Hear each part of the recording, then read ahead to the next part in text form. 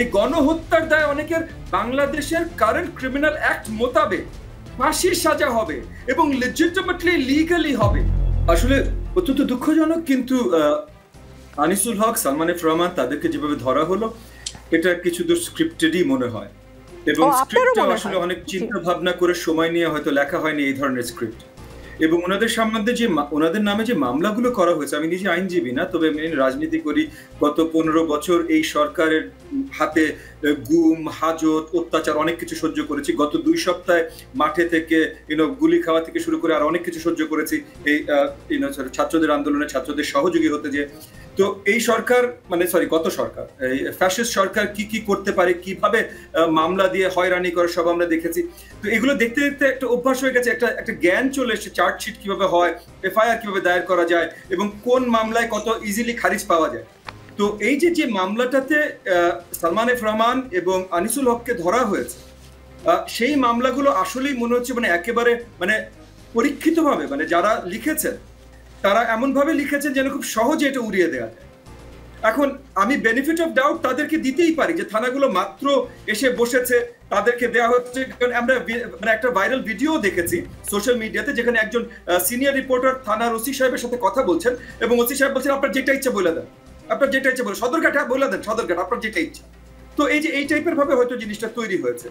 কিন্তু আমি যদি বেনিফিট অফ ডাউট আমাদের পুলিশ বাহিনী বা প্রশাসনকে দেই, তাহলে এমন হতেই পারে যে তারা আপাতত এই ধরনের কেস দিয়েছে এবং এরপর অনেক প্রপার কেস তাদের বিরুদ্ধে সাজানো হবে। যেমন যেটা সত্যি কথা কি, যে এই যে দুজনের নাম নিয়ে কথা বলছি, বা এই সরকারের উচ্চ মহলের যাদেরকেই ধরা হবে, গত সরকারের উচ্চ মহলের যাদেরকেই ধরা হবে, তাদের সবার নামে অনেক মামলা করা যাবে। এবং বিশেষ করে গত কিছুদিন যারা ছিল, আপনি এক মুহূর্তের জন্য ভুলে যাবেন না যে গত সরকার এই হাসিনা সরকার অনেকগুলো গণহত্যার জন্য দায়ী ছিল। ওই বিডিআর মিউটিনি থেকে শুরু করে হেফাজত বলেন, ছাত্রদের বলেন, প্রত্যেকটা নির্বাচনের আগে বলেন, এর মধ্যে অনেকগুলো গণহত্যার প্রচেষ্টা যখন চলছিল তখন আমরা গায়েব হতে হয়েছে বা জেলে গেছি বা আহত হয়েছি, অত্যাচারিত হয়েছি। তো আমরা জানি তারা কতগুলো গণহত্যা ঘটিয়েছে, নট জাস্ট গত 2 মাস।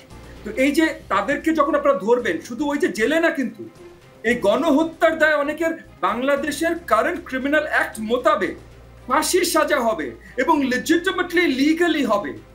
তো এই যে সেই জায়গাগুলোতে আমরা আসলে আশা রাখি যে এই ইন্টারিম সরকার আপাতত, এবং আসলে ইন্টারিম সরকার অনেক বড় কিছু সাজিয়ে করতে পারবে এটাও মুশকিল, তাদের ম্যান্ডেটটাই নাই। এই ম্যান্ডেটটার জন্য আসলে আমাদের একটা শীঘ্রই নির্বাচন দরকার, যত শীঘ্রই একটা স্বচ্ছ নির্বাচন দেওয়া যায়। বাট আমরা আশা রাখবো যে সুন্দর করে কেস সাজিয়ে, এবং ওই জিনিসটাতেও আশা রাখবো যে যত শীঘ্রই সম্ভব, কারণ আমাদের honourable chief of staff arm ফোর্সেসের চিফ অফ স্টাফ জানিয়েছেন যে তারা প্রোটেকশনের জন্য ধরে রেখেছেন। ঠিক আছে, আমি মানলাম ভাই প্রোটেকশনের জন্য ধরে রেখেছেন, কিন্তু যত শীঘ্রই সম্ভব সবাইকে জনগণের সম্মুখে এবং আইনের আওতায়, আইন যারা অ্যাকচুয়ালি এটার বিচার করতে পারে, দ্য জুডিশিয়াল সিস্টেম যেটার অংশ পুলিশ ফোর্সেস, এই পুলিশ ফোর্সেসের হাতে জনগণের সম্মুখে যেন এদেরকে ঘুরিয়ে দেওয়া হয়।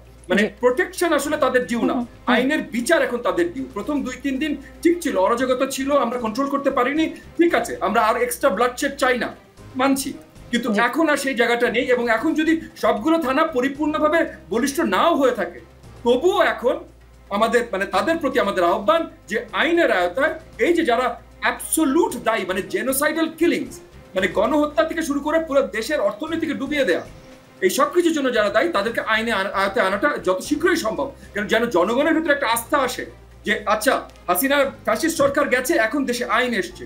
এবং আমাদের বিদেশি সম্পর্কগুলোতেও, যেটার উপরে আমাদের অর্থনীতির বৈশিষ্ট্য, সেই সম্পর্কগুলোতে একটা আস্থা আসে যে বাংলাদেশে আইনের বিচার আস্তে আস্তে ফেরত আসা শুরু হয়েছে।